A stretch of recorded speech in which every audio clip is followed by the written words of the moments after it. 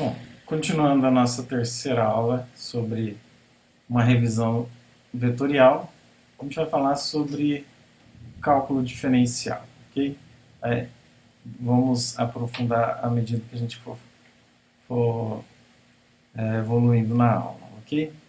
Bom, vamos imaginar que a gente tem uma função que dependa do espaço, f de x, ou uma função qualquer. Bom, a derivada em relação ao espaço df dx vai nos dizer como meu f está variando. Essa função f de x deve ser igual a alguma coisa quando eu faço a derivada dessa alguma coisa, eu tenho como resultado um comportamento que me diz como que o meu f varia, ok? Se alteramos x por dx, né, f será alterada de df.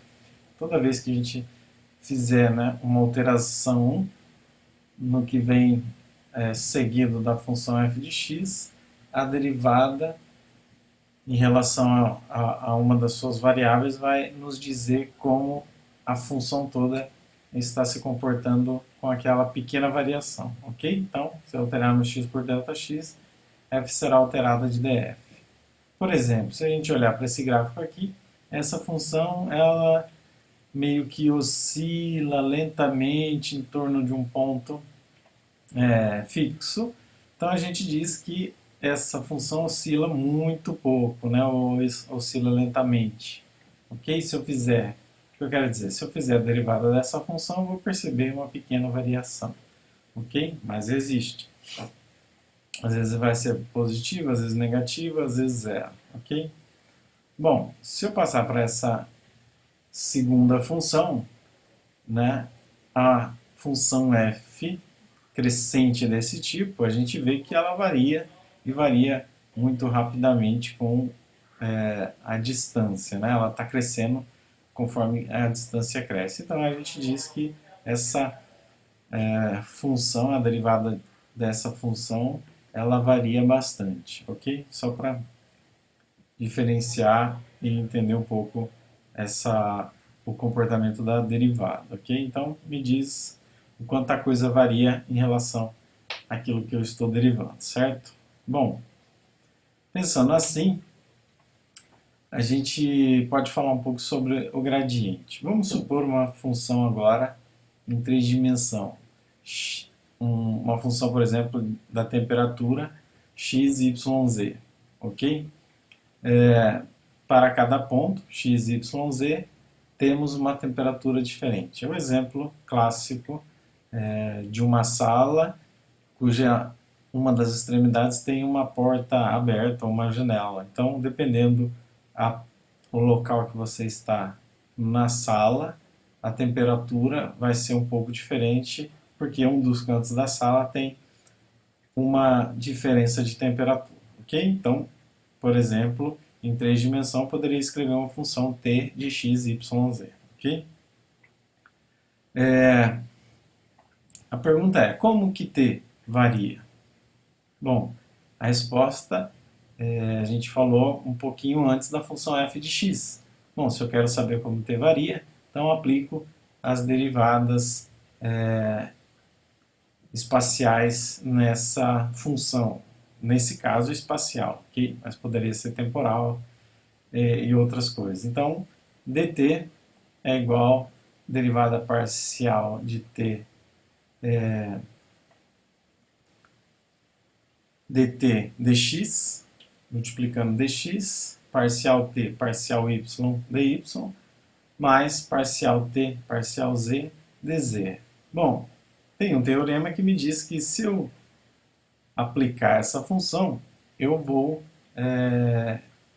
verificar como que varia o meu t no espaço, ok? E isso nada mais é do que o produto escalar desta quantidade pelo deslocamento, ok? Onde essa quantidade a gente vai chamar de gradiente de t, ok? Então, esta quantidade, as parciais nas direções x, y e z, me dá o que a gente chama de gradiente de t. Produto escalar com deslocamento, a gente recupera essa expressão aqui. Então, como t se comporta, a gente usa uma nova simbologia, ou melhor, coleta, né, alguns parâmetros, e esse parâmetro recebe o nome de gradiente de t, ok? Então, gradiente de t são as derivadas parciais desse carinha em relação a x, y e z versores, ok? Então é chamado de gradiente de t. Aparece esse novo símbolo, que é um triângulo invertido, com um vetorzinho ali, ok? Bom, esse gradiente de t, então, é um vetor, que como resultado ele me dá um vetor.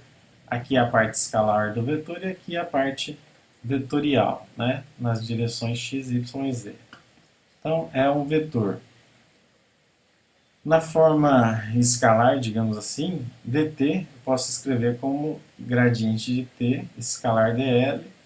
Isso é módulo de gradiente de t vezes o módulo de dl, cosseno do ângulo entre eles, ok? Então, novamente, um produto escalar, quando o ângulo entre eles é zero, isso me dá um máximo, ok? Bom, do ponto de vista geométrico, a gente pode dizer que o gradiente de t aponta na direção do aumento máximo da função t, ok? Então, ele vai me dar...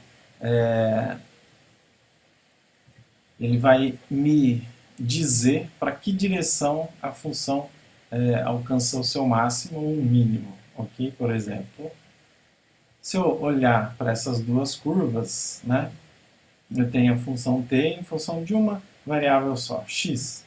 Então, eu posso dizer que se a curva se comporta desse jeito, né, no ponto mais alto, eu tenho uma derivada igual a zero, certo? Aqui, em 3 dimensões, eu poderia imaginar um morro, né? Ok? E mesma coisa, né? Lá em cima, essa minha derivada é igual a zero. Só que aqui, em 3 dimensões, essa derivada se passa a ser escrita de uma forma um pouquinho mais elaborada. No caso unidimensional, né? A derivada de t em relação a dx aplicado no ponto A é igual a zero. E aqui, em 3 dimensões, o gradiente da temperatura no ponto B é igual a zero, ok? Para fazer uma relação entre unidimensional e tridimensional e mostrar a aplicabilidade aqui do gradiente, certo? Bom, o operador que a gente acabou de introduzir, ok? Que é esse triângulo invertido com uma setinha, né?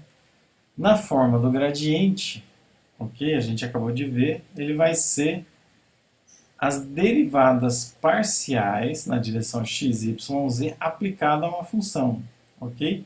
Então só, né, o triângulo invertido aqui que é o operador del ou nabla, né? Ele é escrito como as derivadas parciais nas direções x, y, z, ok? Sozinho ele é dessa forma, sozinho ele é chamado de operador del, ok? Quando aplicado a uma função, ele volta a receber a notação que a gente tinha escrito anteriormente dessa forma aqui, ok? Então, o operador del sozinho, ele tem uma forma, quando aplicado a uma função, ele adquire outra forma. O primeiro caso que a gente viu é o gradiente, ok? A notação é essa daqui. Bom, só para lembrar, o operador ele não multiplica a função t, ele opera sobre t. Ele faz a operação das derivadas parciais, ok? Ele imita um comportamento de um vetor, ok? Por exemplo, se eu multiplicar um vetor por um escalar, é equivalente a aplicar o operador del numa função t, ok? Se eu fizer o produto interno entre dois vetores, eu posso imaginar que o operador nabla está sendo aplicado também a um vetor agora t, certo? Assim como eu posso fazer o produto vetorial de A para B, aqui eu também posso fazer o produto vetorial por um vetor, ok? De nabla por um vetor. No primeiro caso, ele é chamado de gradiente. No segundo caso, pro del escalar t, ele é chamado de divergente. E no terceiro caso, del vetorial, produto vetorial com t, ele é chamado de rotacional, ok? Bom, a gente viu o gradiente, o divergente, como eu disse, o operador nabla, né, o operador del, ele tem sempre a mesma cara, certo? Quando eu aplico a um vetor, escalarmente, ele perde a parte vetorial e sobra só escalar, ok? Então, o divergente, quando opera sobre um vetor, ele se torna um escalar, ok? Que é a medida de quanto o vetor V diverge num ponto, ok? Nesse caso, pontualmente, ok? Por exemplo, se eu tenho um ponto e eu calculo o divergente, eu tenho uma ideia de como essa função está divergindo daquele ponto, ok? Nesse caso, a divergência é grande e positiva, certo? Bom, se, no caso deste ponto em particular, se espalhar, então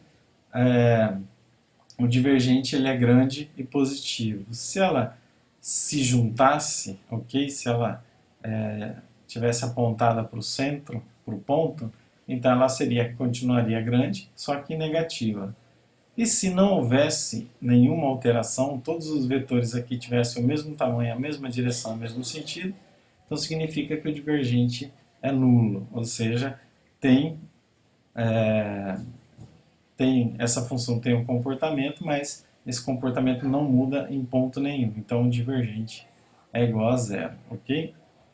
Bom, e por fim, o rotacional, que dessa vez é a medida de quanto V pode girar ou rotacionar em torno de um ponto, por isso o nome rotacional, ok?